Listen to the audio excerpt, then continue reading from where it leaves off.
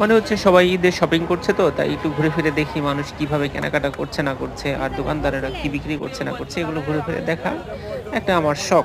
অনেকেরই শখ থাকে এটা, আমি ঘুরে ফিরে দেখি, এটা ওটা দেখি। তো আজকে দেখলাম অনেক কিছু।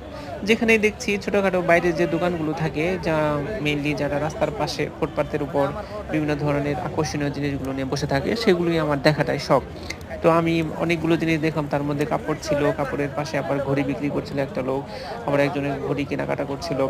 আবার তার সাথে যে এই গেঞ্জিগুলো ছিল, তারপরে টি-শার্টগুলো ছিল, বেশ আকর্ষণীয় ছিল। তো কিছুক্ষণ আমি কি করলাম যে একটা দোকানের ঠিক উঁচু স্থানে উঠে গেলাম। উঁচু স্থানে উঠে চারপাশের যে ভিউটা সেটা নেওয়ার চেষ্টা করলাম। দেখতে চেষ্টা করলাম যে কি পরিমাণ মানুষ আছে। ১ম এ এই সাইড থেকে একটা ভিডিও তুলে তারপরে উল্টা সাইড থেকে তুললাম যে কি পরিমাণ মানুষ প্লাই করছে এখানে। দেখি যে অসংখ্য মানুষ। তারপরে একটা দোকানের ভেতরে ঢুকলাম, ঢুকে দেখি অনেক হাঁড়ি-পাতিল। দেখে তো মনে হলো যে ঈদের শপিং করতে এসে নিশ্চয়ই অনেকে হাঁড়ি-পাতিল, প্লাস্টিকের জিনিস হ্যান-ত্যান হাবি-জাবি কিনে নিয়ে যাচ্ছে, বিকজ ঈদের সময় তো রান্না-বান্না করতে হবে। তার সাথে দেখি একটা ছোট বাচ্চা, এই বাচ্চাটা একটা খেলনার জন্য একদম তার বাবাকে ছিঁড়ে খাচ্ছে যে কিনে দিতেই হবে। তো ওদের কনভারসেশনটা শুনলাম।